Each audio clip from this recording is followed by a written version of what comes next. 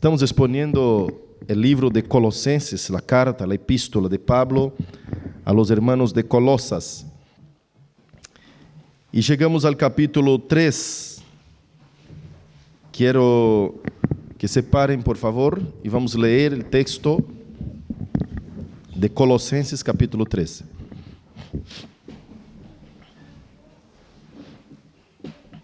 De los versículos 5 hasta el 11.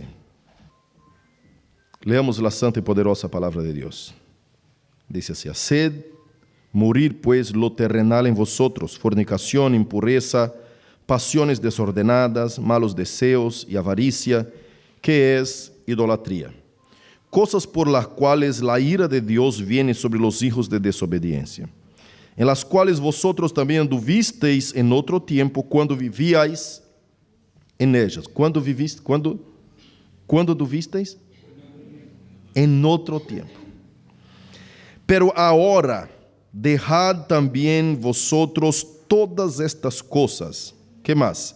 Ira, enojo, maledicencia, blasfemia, palabras deshonestas de vuestras bocas. No mintáis los unos a los otros, habiéndoos despojado del viejo hombre con sus hechos, y revestido del nuevo, el cual, conforme a la imagen del que lo creó, se va renovando hasta el conocimiento pleno, donde no hay ni griego ni judío, circuncisión ni circuncisión, bárbaro ni escita, siervo ni libre, sino que Cristo es el todo en todos. Amén. Oremos. Querido Dios, gracias por tu poderosa palabra que hemos leído, Señor. Danos de tu gracia para exponer, explicar el texto sagrado a tu iglesia. Oh Señor, que tu Espíritu ministre en nuestros corazones, que tu gracia venga sobre la iglesia, los ayude, los fortalezca, los haga comprender. Quite, Señor, todo pensamiento de preocupación, todo cansancio, todo lo que quita la atención de ellos de este momento especial de escucharmos tu voz. Habla en nuestro corazón. Úsame como un vaso instrumento en tus manos, que tú crezcas, Señor, yo mingue. Que tú, Señor, hable y yo cada vez me calle en nombre de Jesús. Amén y amén. Pueden tomar su asiento, iglesia. Alabado sea el Señor. Gloria a Dios. Bueno, entonces estamos delante del texto bíblico que nos trae una enseñanza para la nueva vida en Cristo. Nos habla acerca de la vieja vida y nos dice qué pasos tomar. Cómo es la nueva vida en Cristo. Una vez que nosotros nos convertimos a Cristo, desde el capítulo 1 hemos visto la exposición de todo lo que Cristo hizo en la cruz.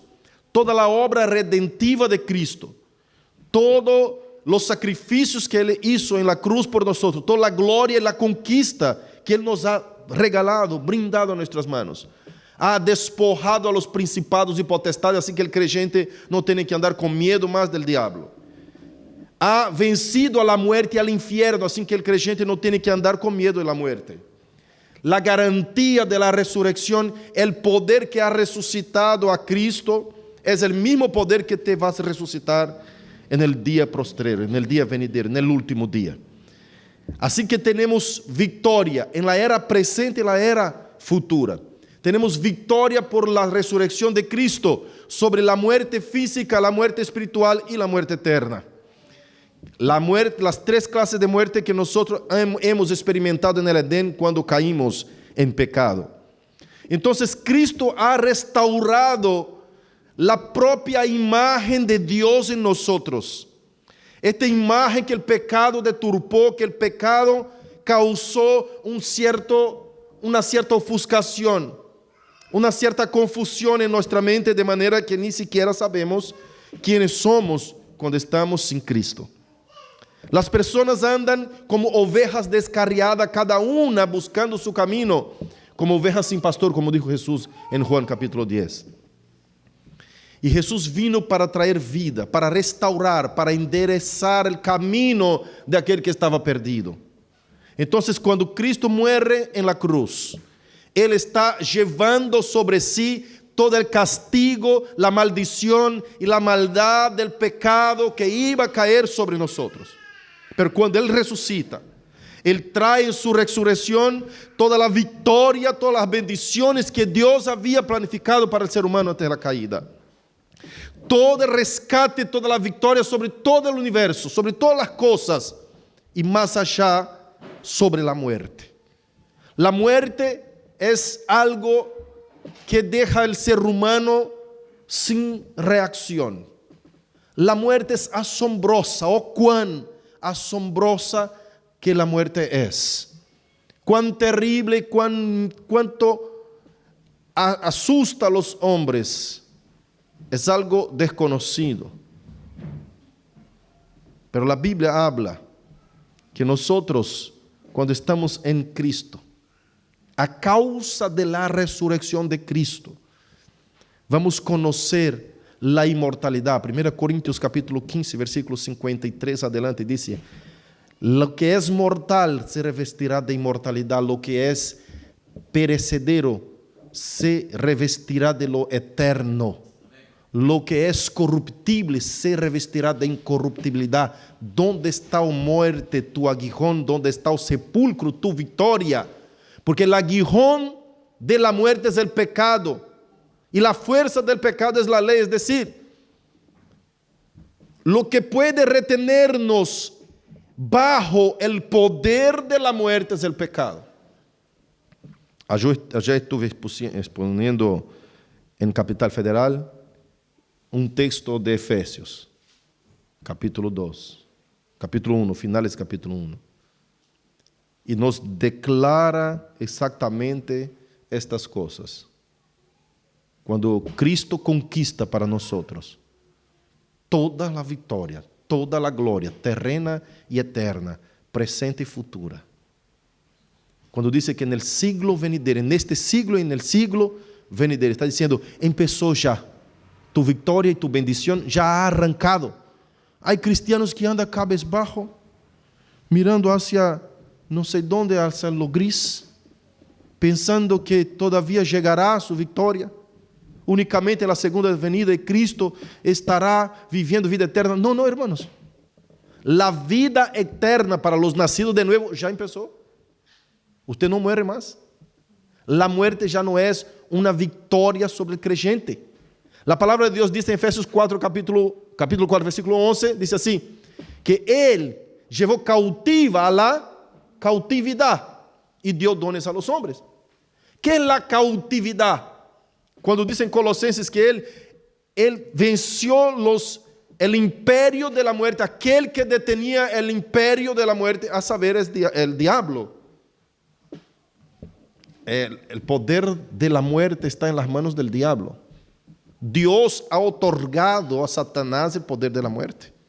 Es un imperio la muerte, cuyo ser humano tembla en la presencia de ella. Pero cuando nosotros nacimos de nuevo y convertimos al Señor, dice el apóstol Pablo, porque para mí el morir es ganancia y el vivir es Cristo. Cuando uno vive para Cristo, entiende, comprende, interpreta qué significa esta semejante victoria en la cruz y en la resurrección.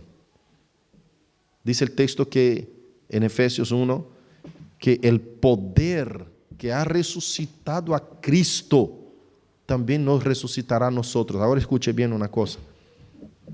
Cuando la palabra de Dios dice en Hechos capítulo 2, versículo 24, que la muerte, Jesús fue suelto de los dolores de la muerte porque la muerte no podía retenerlo. No podía porque mirando hacia Cristo no encontró ningún pecado. El aguijón de la muerte es el pecado. Aquel que peca, el alma que pecare, dice Ezequiel, esta morirá. Entonces, lo que da derecho al diablo sobre nosotros respecto a la muerte es el pecado. Todo pecador en el mundo espiritual, aquel que gobierna el imperio de la muerte, otorgado por Dios obviamente, está por derecho en las manos de Satanás, por derecho. Entonces el diablo mira hacia la ley de Dios y dice, ese me pertenece. Acá, no mentirás, este ha mentido. Su cuerpo me pertenece. Él es mío porque tengo derecho sobre él. Hay pecado en su vida. Ahora, cuando Cristo muere y baja a los infiernos, como dice 1 de Pedro capítulo 3, versículo 18 adelante, la muerte mira hacia él, busca en la ley algo para condenar y dice, no puedo tenerlo, yo no tengo fuerza sobre él, no hay pecado en él, no tengo ni cómo tenerlo acá, acusarlo, no me pertenece ese cuerpo. ¿Se acuerda en Judas cuando dice, cuando el Señor, la muerte de Moisés fue algo que hasta hoy no se encontró el cuerpo, ¿no es cierto? No se encontró el cuerpo de Moisés. Moisés fue al monte Sinaí y desapareció. El Señor se lo llevó. Pero hay un texto en Judas capítulo único, versículo 9, que dice así, cuando el Señor mandó el arcángel Miguel buscar el cuerpo de Moisés, ¿quién encuentra allá? El diablo. Y el diablo contendía con él para que él no llevara el cuerpo de Moisés. Entonces el texto bíblico nos dice que el cuerpo de Moisés fue llevado por el ángel Miguel. Ahí está el Nuevo Testamento echando luz hacia el Antiguo Testamento para que podamos saber interpretar. Entonces, ¿qué pasa cuando encuentra como el cuerpo de Moisés y lo va a llevar? Está el diablo. El diablo está diciendo que está resistiendo al arcángel Miguel para que nos lleve el cuerpo de Moisés. ¿Con qué argumento? ¿Se acuerda de Colosenses capítulo 2, que nosotros versículo 14, que decimos, el acta de los decretos que era contra nosotros, Jesús en la cruz rompe. Mira, versículo 14, capítulo 2, así con tu Biblia abierta, ¿cómo está? Anulando el acta de los decretos que había contra nosotros, que nos era contraria, quitándola y en medio, quitándola de en medio y clavándola ¿en dónde? En la cruz. La muerte de Cristo agarra la ley, que es el acta de los decretos contra nosotros. Es la ley que el diablo como acusador puede agarrar la ley y decir, oh Padre, mira, Creador, esta criatura está contra de ti, desobedeció tu ley. Tengo este argumento de tu boca contra de él, entonces que el cuerpo de él me pertenece. Yo tengo el poder de la muerte sobre él. Y ese fue el argumento. Imagino, yo acá estamos imaginando un poco, de que por causa de que hubo esta disputa con el cuerpo de Moisés. Si miramos todo el Nuevo Testamento y vemos que había un acta de los decretos que nos es contraria cuando encuentra en nosotros algún pecado, entonces obviamente, como la Biblia llama Satanás del acusador de nuestros hermanos, entonces vemos por la misma luz de las Escrituras que el diablo estaba ahí diciendo, acá tiene pecado en la vida de Moisés, el cuerpo me pertenece a mí, tú no puedes llevarlo. Pero el arcángel Miguel, conociendo el mundo espiritual y sabiendo de autoridades, él dice, no dice, hey, te echo de acá, no. Dice, quien gobierna este mundo es el Padre. Si tú estás acá por algunas razones, Dios te ha permitido venir contender conmigo. Entonces, no osó, dice la Biblia, decir palabra de maldición contra Satanás, aunque siendo el diablo, pero respetando las autoridades superiores, dijo, aquel que te envió, que te reprenda. El Señor te reprenda. Y lleva el cuerpo de Moisés. Hermanos, el poder que el diablo detiene en sus manos sobre la muerte es el pecado. Abra 1 Corintios 15, porque leyendo el texto es mejor. 1 Corintios 15, versículo 53 adelante. ¿Qué dice ahí?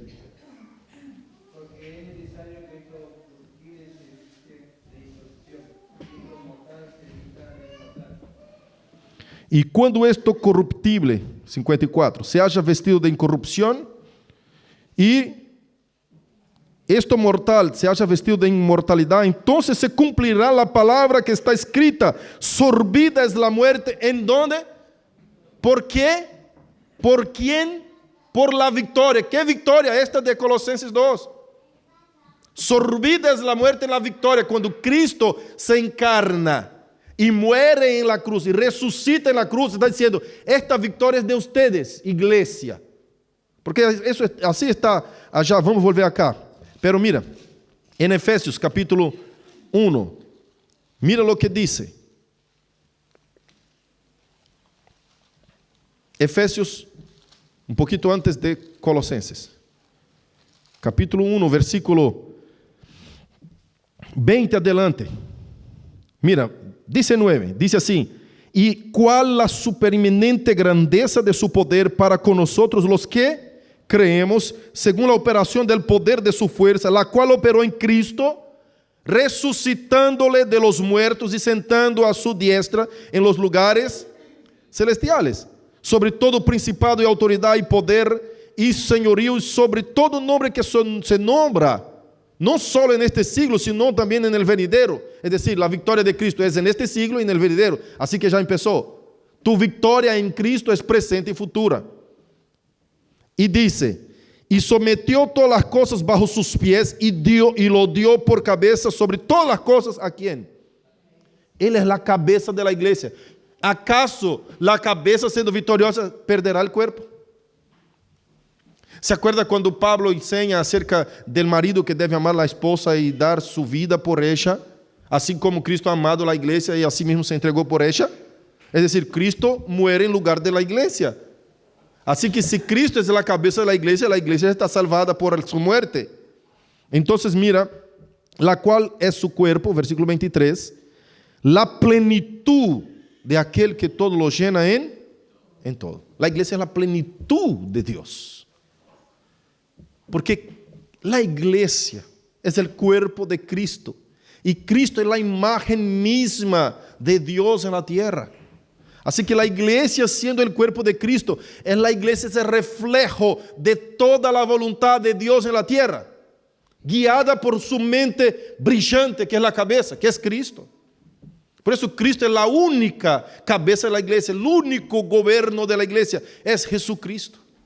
Y Él rige este gobierno, ejerce su gobierno a través de la palabra, así como Cristo gobierna la iglesia. Entonces, esa muerte física de Cristo, que cuando Él resucita, viene la victoria sobre todos los enemigos del pueblo de Dios. Y todos los enemigos de Dios significa y representa a cada uno de los creyentes.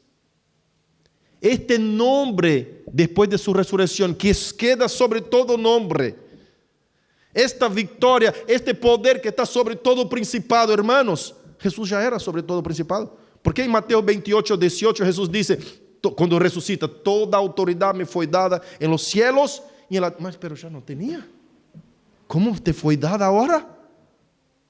Y volvemos a Efesios, también va a decir que Él ha recibido todo poder y toda autoridad y su nombre está sobre todo nombre que se nombra abajo de la tierra. ¿Por qué? Si ya no tenía. Pero tenía como Dios, no como hombre. Y la resurrección de Cristo no fue espiritual, fue física, fue carnal. ¿Por qué, pastor? Tenía que ser así, para representar a cada uno y todos de nosotros, los creyentes. Así como resucitó en carne, nosotros vamos a resucitar completamente en carne y hueso, pero de forma transformada. Transformada. Dice la palabra de Dios que ni un pelo de nuestra cabeza se perderá. Ahora usted entiende, ¿no? Porque todos seremos transformados. Lo que es energía, lo que es perecedero, se revestirá de cosas incorruptibles. ¿Sabe? El pelo de su cabeza que cayó, eso, dicen los científicos, nada se pierde, todo se transforma. Eso no es mentira. Todo se transforma. Cuando usted quema una basura, Aquello que es material se convierte en humo, se convierte en fuego. Fuego es calor, el calor es energía que está siendo liberado por algún otro lado. Así que ninguna porción de la energía, dicen los físicos cuánticos, es perdida. Siempre se transforma y actúa en otra parte del universo. Y hermanos, si yo miro la Biblia, yo estoy seguro que estos hombres no están equivocados. No están equivocados. Algunas teorías salen totalmente, pero muchas están ahí por eso el tema de la mentira no es todo mentira. Siempre en la mentira hay un pedacito de verdad. Por eso hace con que la gente crea. Por eso engaña a la gente. Porque siempre hay una porción de verdad. Para que esa parte es verdad. Entonces luego se concluye que la otra también debe ser. No. La verdad, una media verdad es una mentira completa, ¿no es cierto? Entonces la verdad es 100%. Entonces en muchas cosas se equivocan, pero en muchas cosas sacan de las Escrituras. Cuando la Biblia dice que nuestro cuerpo será transformado, entonces tú piensas, pero ya morí hace 50 años, Jesús regresó hoy, ya está mi cuerpo todo comido por los gusanos en la tumba. ¿Cómo eso será transformado? Todo es energía, hermanos. Todo eso está transformado en energía. Para que Dios haga eso y reúna todo tu ser completo, cuerpo, alma y espíritu, no es nada. Es un estallido de Dios. Y todos los muertos resucitarán con Cristo. Dice eso en Tesalonicenses, capítulo 2. No todos dormiremos. ¿Qué es dormir en el Nuevo Testamento? Morir. Es la manera, digamos, linda de decir cómo muere el cristiano. Para que tú sepas que la victoria de Cristo es tan grande que hasta mismo los apóstoles, cuando va a escribir la muerte del creyente, dice que duermen en el Señor. Ves que la mente de los apóstoles tenía tan en claro esta victoria, que a veces la iglesia actual, la iglesia moderna, la ve lejos. No está en contacto con estas verdades tan fuertemente arraigadas en nuestro corazón. Tenemos que estar con más contacto con estas verdades, vivenciarlas. Esta es la victoria del cristiano. Cristo ha conquistado para nosotros en la cruz. Entonces, no todos dormiremos, pero todos seremos transformados en un abrir y cerrar de ojos, como está acá en 1 Corintios capítulo 15. A ver, volvemos, regresamos. Regresamos acá, capítulo 15, versículo 53. Pero vamos, 1 Corintios, perdón. Pero quiero que mire conmigo o versículo 51. Mira lo que dice. Versículo 51. Vamos volver acá al 50. Dice así: pero esto digo, hermanos, que la carne y la sangre no pueden heredar el reino de Dios, ni la corrupción hereda la incorrupción.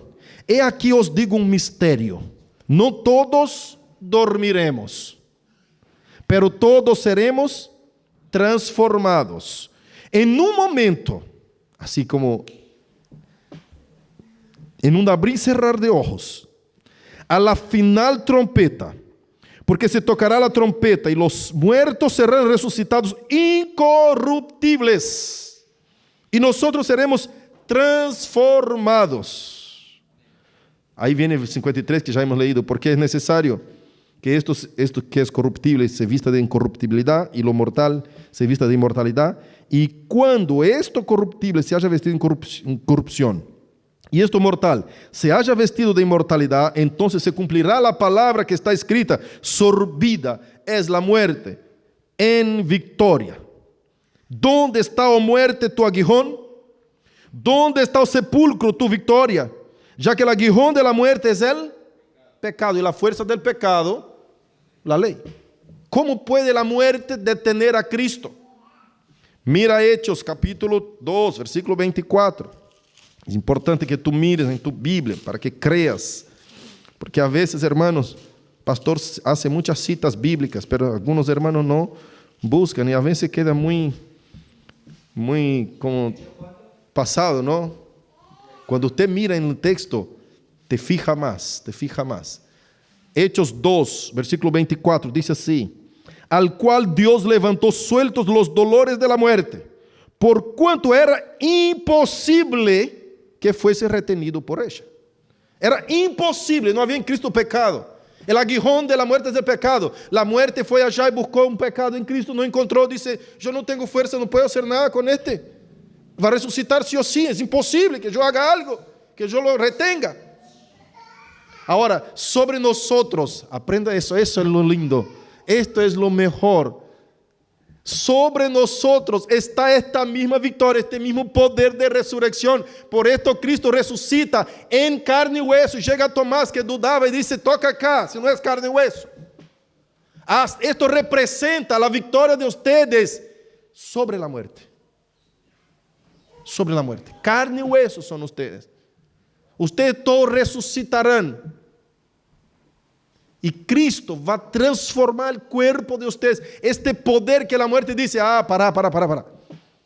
Este pecó, este ya pecó algún día. Yo tengo derecho, así como estaba el arcángel peleando con el diablo allá por el cuerpo de Moisés, va a estar peleando por tu cuerpo, sin duda alguna. Va a llegar ya el momento de la resurrección y va a ¿qué pasar? El diablo va a llegar y decir, no, para, este tengo derecho yo. No me pertenece, acá Dios, mira. Acá no pecarás, no mentirás, no robarás, no adulterarás, no dirás falso testimonio. Este me pertenece. Honra a tu padre y tu madre. Oh, cuánto has deshonrado al padre y a la madre. Tengo derecho. Este me pertenece. Pero, ¿ves que hay una figura de tribunal en la Biblia? Apocalipsis 20 dice, vi un gran trono blanco, sentado sobre él estaba uno, de cuya presencia huyó cielo y tierra, y no se halló lugar para ellos. Ahí hay un gran tribunal. Y dijo a los muertos, y pidió la muerte y el Hades que liberara a los muertos que en él había. Vamos para el texto. Así no salto ninguna parte preciosa de ese versículo. Apocalipsis capítulo 20. Versículos 11 adelante, dice así. Versículos 11 adelante, dice así, y vi un gran trono blanco, y al que estaba sentado sobre él, de delante del cual huyeron la tierra y el cielo, y ningún lugar se encontró para ellos. Y vi a los muertos grandes y pequeños de pie delante de Dios, y los libros fueron abiertos. Todos los muertos de todas las generaciones van a estar de pie delante de un gran tribunal, un trono blanco. Un juez está sentado sobre él. Va a tener ahí la figura del fiscal. El fiscal, para quien no sabe, es el abogado de acusación. Va a estar ahí para acusar con el acta de los decretos en la mano, diciendo, este me pertenece. Pero vamos a tener lo que dice primera de Juan, hijitos, no pequéis, pero si pecar tenéis un abogado delante del Padre, Jesucristo el justo. Entonces vamos a tener un abogado de defensa, vamos a tener un abogado de acusación, vamos a tener todos los reos en pie delante del trono y un juez para juzgar. ¿Y sabe lo que pasa? Lo que está escrito acá, versículo 12. Vi los muertos grandes y pequeños de pie ante Dios, y los libros fueron abiertos, y otro libro fue abierto, el cual es el libro de la vida, y fueron juzgados los muertos por las cosas que estaban escritas en los libros según sus obras. Y el mar entregó los muertos que había en él, y la muerte y el Hades entregaron los muertos que había en ellos, y fueron juzgados cada uno según sus obras. Y la muerte y el Hades fueron echados en el lago del fuego. Esta es la muerte segunda. Y el que no se halló escrito en el libro de la vida fue lanzado en el lago de fuego. Es decir, todos seremos juzgados, todos pasaremos por el gran tribunal de Cristo.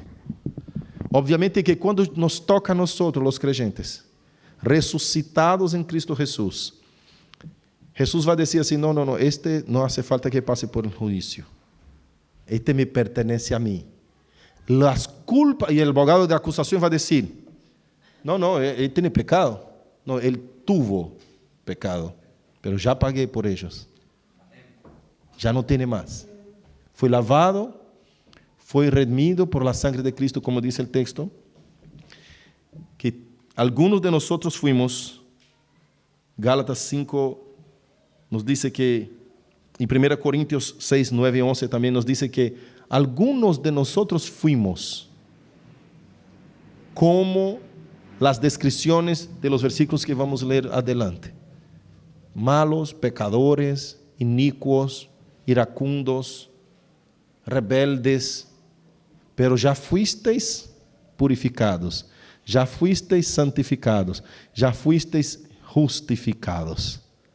Así que en aquel día, esta gran victoria de Cristo, nosotros seremos los vencedores en Cristo Jesús. No sé si estaban cuando yo expuse, si estaban todos cuando yo expuse el libro de Apocalipsis, que decía que nosotros estaremos sobre el mar de vidrio, cantando el gran cántico de Moisés, diciendo: justas y maravillosas son tus obras, oh Señor. Juan vio multidumbre de gente salva, lavadas sus vestiduras en la sangre del Cordero, alabando al Señor y adorándolo. Muchos salvos en Cristo Jesús. Estaremos nosotros ahí, cantando la victoria, cantando el himno de victoria, alabando y glorificando al Señor. Y cuando volvemos, eso todo fue una introducción para los textos que hemos leído. Cuando volvemos al texto de Colosenses, después de esta exposición de semejante victoria en la cruz que Cristo nos dio, del capítulo 1 y 2 que hemos estudiado, Pablo acá empieza a decir a la iglesia, los finales de los versículos anteriores, él dice así: el legalismo y el ascetismo no sirve de nada. ¿Qué es el legalismo? Es cuando tú tienes que cumplir la ley para poder ganar la salvación. La salvación es resultado de tus obras, no de la gracia.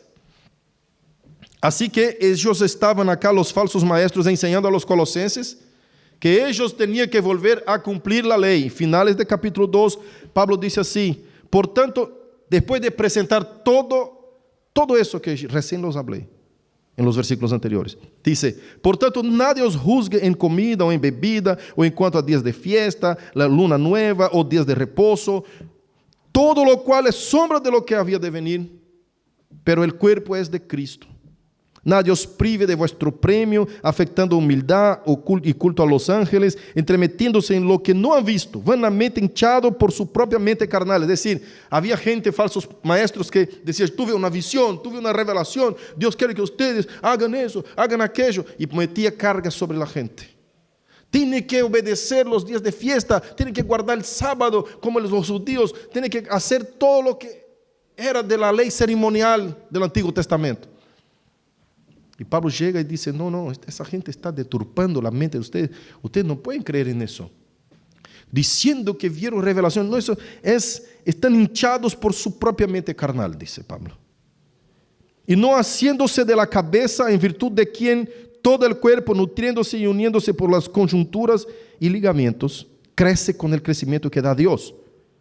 Ahí viene el versículo 20 y dice: por si habéis muerto con Cristo en cuanto a los rudimentos del mundo, ¿por qué, como si vivieseis en el mundo, os sometéis a preceptos tales como: no manejes, ni gustes, ni toques, ni aún toques? Acá ya entra el ascetismo. ¿Qué es ascetismo?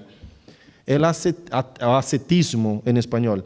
El ascetismo es una filosofía en donde lo material no sirve de nada y ofusca tu visión de lo espiritual. De una cierta forma, parece sabiduría. Por eso Pablo dice así, versículo 22, dice así: en conformidad a los mandamientos y doctrinas de hombres, cosas todas que se destruyen con el uso. No toque, no coma eso. Eso comiste, terminó. Se vuelve caca, ¿no es cierto? Pablo está diciendo eso, si privar de esas cosas, eso no tiene ningún poder ni apetito. Mira, versículo 23 nos aclara, dice: tales cosas tienen, la verdad, cierta reputación de sabiduría. Parece lindo, ¿no? Pero en culto voluntario, en humildad y duro trato del cuerpo, pero no tiene valor alguno contra los apetitos de la carne. El asceticismo creía que una vida ascética era el rechazo de una vida materialista y la búsqueda de una elevación espiritual. Ellos creían que la abstención de los placeres materiales purifican al espíritu. Escuche, de forma bastante restrita, no toque, no, prohibiciones. ¿Sabe algunas iglesias que echan mucha prohibición a la gente? No puede asistir televisión, no puede jugar fútbol, no puede pasar perfume. No sé si por acá en Argentina hay algunas. En Brasil había muchas. No sé en ese tiempo moderno si hay todavía. Pero por ahí en algunos campos se encuentra. Prohibiciones, ascetismo. Y hay una grande en Brasil, ¿no? Llama Dios es amor. Tiene prohibiciones de todo, de todo. No puede ni siquiera dejar crecer la barba, no puede peinar el pelo de un lado. Hay un montón de cosas. Desodorante no puede usar. Hay un montón de prohibiciones. Pablo está diciendo, eso es un duro trato del cuerpo, pero parece sabiduría. Pero no tiene ninguna fuerza contra los apetitos de la carne. Tú vas a seguir deseando y alimentando tus deseos, aunque las oscuras. Eso no te frena. Lo que frena a nosotros no son las prohibiciones. Si usted llega a tu casa y trata a tus hijos con prohibiciones, no puede eso, no puede, no explica nada. Hermanos, ellos van a hacer todo a las espaldas tuyas y con miedo de compartir lo que están haciendo porque usted es muy severo. Entonces van a terminar haciendo todo lo contrario. No es la prohibición no frena el apetito de la carne. No frena. ¿Sabe lo que frena? La conciencia, el entendimiento. Yo entiendo que eso no es bueno. Por eso Pablo enseña, la enseñanza de la Biblia, el Nuevo Testamento es, todas las cosas me son listas, pero no todas me convienen. Todas las cosas me son listas, pero no todas edifican. Todas las cosas me son listas, pero no me dejaré dominar por ninguna de ellas. Entonces, si no es conveniente, si no edifica y si me domina, no me sirve. Es la conciencia que me hace evitar los apetitos de la carne, me hace refrenar automáticamente por el amor que tengo por mi Cristo. No es la prohibición, no puede hacer eso, no sé por qué, pero me dijo el pastor que no puede. No puede porque papá me dijo que no. No, porque allá en mi casa mi mamá me prohíbe. No puedo hacer eso. Che, pero ¿por qué? Pregunta a los amigos y van a investigar y va a terminar convenciéndote de que no te sirve de nada esa prohibición. Y si nadie te convence, tú mismo te convencerás, porque el apetito de la carne es tan fuerte que va a vencer estas prohibiciones. Entonces Pablo está diciendo, ni el legalismo, no es por el esfuerzo tuyo cumpliendo con la ley que va a hacer con que tú seas salvo, ni es las prohibiciones, no tiene fuerza ninguna. ¿Quieres saber realmente qué es, sobre qué viene la ira de Dios? Es como diciendo Pablo así, las costumbres esas no sirven. Porque si sirviera, nosotros hubiésemos obedecido los 10 mandamientos, aunque por miedo del infierno. ¿Y cuántos de nosotros hemos cumplido con la ley acá? ¿Cuántos acá saben de memoria los 10 mandamientos? Si no sabe, ¿cómo va a cumplir? ¿No es cierto? Ni siquiera hicimos caso de lo que Dios nos dijo. No hagas. Entonces, si no tenemos de memoria, ¿cómo vamos a estar obedeciendo algo que ni siquiera recordamos? Como mi mamá llega a decir, Wilton, no haga eso, ni eso, ni eso. 3 cosas te digo. Y cuando vuelve un año después, dice, ¿qué fue las 3 cosas que te dije? No, sabe que me olvidé. Y bueno, no le hice caso. Ni siquiera me recordé de lo que me había dicho. ¿Cómo voy a cumplir? Con lo que no sé, con lo que no me acuerdo. Así hicimos con Dios, ¿no es cierto? Entonces, ¿qué es lo que pasa?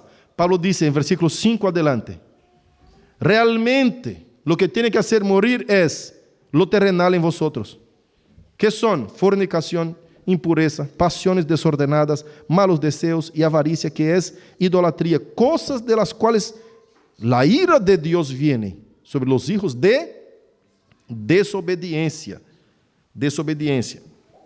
Y dice así, versículo 7, en las cuales vosotros también anduvisteis en otro tiempo, cuando vivíais en ellas. Entonces, cuando nos revestimos del nuevo hombre, ya no vivimos más en estas cosas. Pablo dice, eso es lo que tienen que hacer ustedes. Buscar mortificar estos deseos. Ahora, ¿cómo? Hay una rama del cristianismo que camina por el lado del ascetismo. Esa rama es el catolicismo franciscano. Los franciscanos visten una ropa marrón y hacen un voto de pobreza y no pueden conquistar nada material y andan en la miseria, porque lo material es como que ofusca lo espiritual. Entonces ellos no logran ver la conquista presente y futura de Cristo.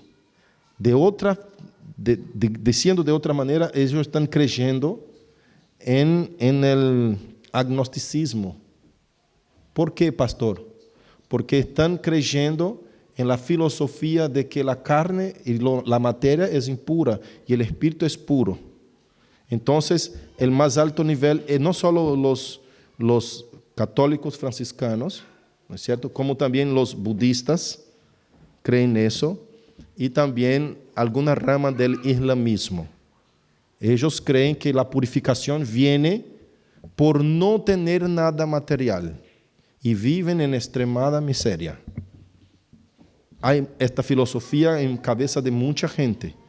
Algunos andarillos en la calle, algunas personas que no son personas que están esclavizadas por el alcohol, sino que les gusta vivir una vida de esa forma. Yo tuve una persona que se convirtió en Brasil que vivía de esta manera.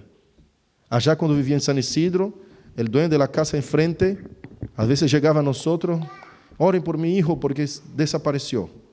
Él agarraba su mochilita, ricos, son ricos, los padres, tenía todo, no tiene necesidad de esto, pero no sé por qué hace eso.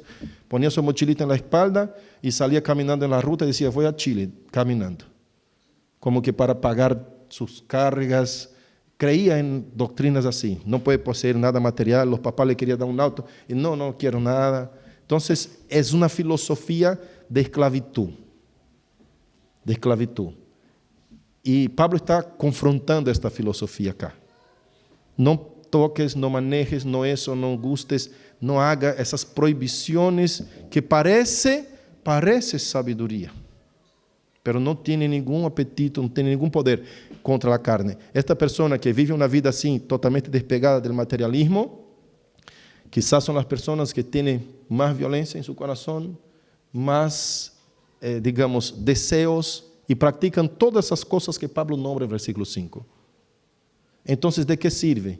Esto puede purificar, como Jesús decía, las costumbres no va a servir de nada. Porque tus discípulos no lavan las manos. Dice, no es lo que entra en la boca que contamina el hombre, sino lo que sale. De lo que la boca dice está lleno el corazón. Entonces Jesús siempre enseñó y Pablo está simplemente empapado de las enseñanzas de Jesús. Y está diciendo, lo que realmente viene la ira de Dios son estas cosas. Y versículo 6, 7 dice así, en las cuales también vosotros anduviste en otro tiempo, cuando vivías en ellas. Pero ahora, dejad también vosotros todas estas cosas.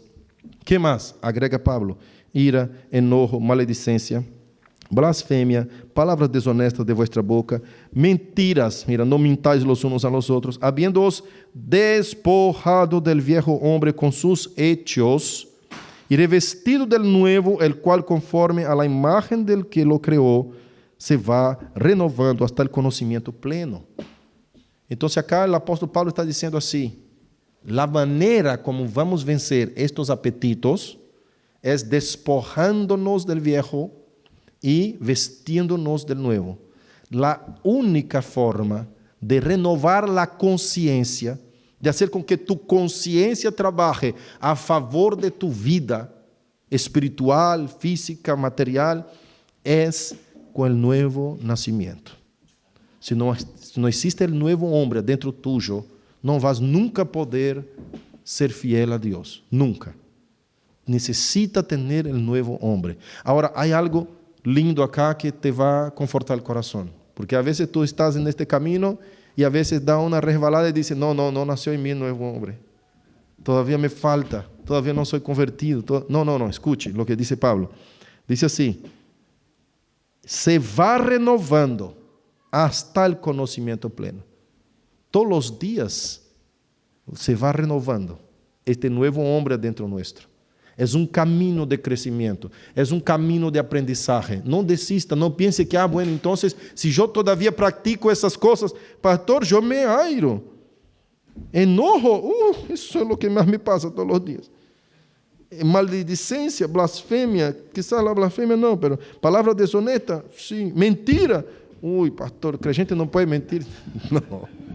No puede. Entonces no soy creyente. No, calma, tranquilo. El Señor te va renovando hasta el pleno conocimiento. Es obvio que el creyente ya sabe que cuando hace una de esas cosas ya pecó. ¿No es cierto? Está en pecado. Pero la diferencia entre creyente y no creyente es que el creyente va a doblar su rodilla y va a humillarse al pie del Señor y va a decir, Señor, ¿cómo soy sucio? ¿Cómo pudo hacer semejante cosa? Ni digno de tocar tus pies hoy, Señor, por favor. Escucha mi voz, perdone mi pecado. Y se arrepiente. Y el día de mañana ya es un nuevo día.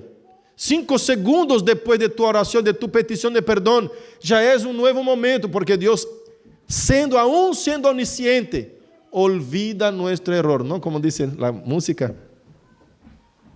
Aleluya, tu gracia es mayor. ¿No? ¿Cómo es? Él siendo omnisciente olvida mi error. Él sabiendo todos mis errores, elige por olvidarlos. Eso es el perdón de Dios. Aún sabiendo todos los detalles secretos que hice, Él dice, te perdono. Una vez que tú pediste perdón a Dios, 5 segundos después, para Dios ya es pasado. Él te lava, te limpia y va renovando tu entendimiento. Ahora tú tienes que salir de esta oración con tu entendimiento renovado. Tú tienes que salir también perdonándote a ti mismo, porque si no la acusación del diablo te va a seguir acusando diciendo, no, pero vos sos, ¿pensás que esta oracióncita te resolvió el problema? El diablo te va a acusar así. No, vos vas a volver a hacerlo. Vos sos un pecador miserable, vos no servís de nada. Sos un chanta, un hipócrita. ¿Cuántos acá han escuchado esas palabras en sus oídos? De sí mismos. ¿No es cierto? ¿Quién está hablando de esas palabras? El diablo. Hermanos, la culpa tiene 2 niveles. Uno de acusación de Satanás y la otra del arrepentimiento por el Espíritu Santo. Cuando te sentís culpa por un pecado y esta culpa te lleva a arrepentimiento y humillación a los pies del Señor hasta el nivel de pedir perdón a Dios, hasta ahí es el Espíritu Santo. Si levantas de tu pedido de perdón y sigue la culpa, ya no es de Dios. Ya es acusación del diablo queriendo echarte al piso y decir, tú no sirves para nada, tú no eres cristiano nada, cosa alguna, tú no sirves para nada. Es el diablo acusando. Repreenda esas acusaciones. Esa culpa ya no es divina. Esa culpa ya no es de Dios porque no está creyendo en la palabra del Señor. La culpa que hace el bien, como dice el apóstol Pablo, la tristeza según Dios, que aquella que me hace reflexionar en mis errores y llorar y pedir perdón al Señor y arrepentir, esto viene del Espíritu Santo. Pero la que viene para acusarte no viene de Dios, no viene de Dios. Y cerrando acá los versículos, dice, revestido, versículo 10, del nuevo hombre, del nuevo, digo, el cual conforme a la imagen de lo que lo creó, se va renovando hasta el conocimiento pleno, donde no hay griego, no hay judío, es decir, no hay ninguna etnia, separación de raza, si es argentino, es brasilero, aunque el brasilero no sirve mucho, pero bueno, está junto, allá en el cielo, vamos a encontrarnos, ¿eh? Por eso ya me volví argentino, ¿no? Circuncisión, ni incircuncisión, ninguna regla religiosa, no es porque fuiste circuncidado o porque es un creyente que está todos los días en la oración o es porque es un creyente de otra doctrina. No, eso no hace ninguna diferencia. Bárbaro ni escita, es decir, no importa qué categoría social estás, ni siervo ni libre, no importa el nivel financiero que tenés. En Cristo, Cristo es todo y en todos. ¿Eres cristiano? Esto todo fue para atrás. ¿Cómo se dice? Nacionalismo y dispone uno contra otro. Los alemanes son unos inmorales. No, hermanos, eso se terminó en la cruz. Somos todos hermanos. Llega un argentino con un alemán, con un brasilero, llega un japonés que sufrió las explosiones de las bombas en las ciudades de Hiroshima y Nagasaki, y los estadounidenses explotaron ahí estas ciudades, un destrozo que quedó en la historia de los japoneses. Llega un japonés cristiano y un americano, son hermanos en Cristo. Cristo es todo en todo, no importa etnia, no importa nada, dice el apóstol. No hay separaciones, ninguna. En Cristo somos todos de Dios y pertenecientes a su cuerpo. Y ahí versículo 11 finaliza ahí, ¿no? Después vamos a seguir con el 12. Vestidos pues como escogidos de Dios. Gloria a Dios. Que Dios nos ayude. Que Dios nos fortalezca el corazón de entender que todas estas victorias de Cristo en la cruz nos pertenecen a nosotros. Que Él nos ha dado victoria sobre todo eso. Y que nuestra nueva vida debe reflexionar hacia todo el mundo, los de adentro y los de afuera, que somos nuevas criaturas. Por eso no es legalismo ni ascetismo que te va a hacer servir a Dios. Es la conciencia de ser un nuevo hombre. Lavado, comprado, santificado y justificado por la sangre de Cristo. Que Dios nos ayude. Que Dios nos fortalezca. En el nombre de Jesús. Oremos. Querido Dios, gracias, Señor, por tu palabra poderosa. Yo sé que muchos de nosotros a veces llegamos a un bajón, momento duro, difícil de la vida, Señor. A veces pensamos que no somos dignos de ti, Señor. Pero tú has entregado tu vida por nosotros, no para desistirmos en pequeñas cosas o en tropiezos de nuestra carne.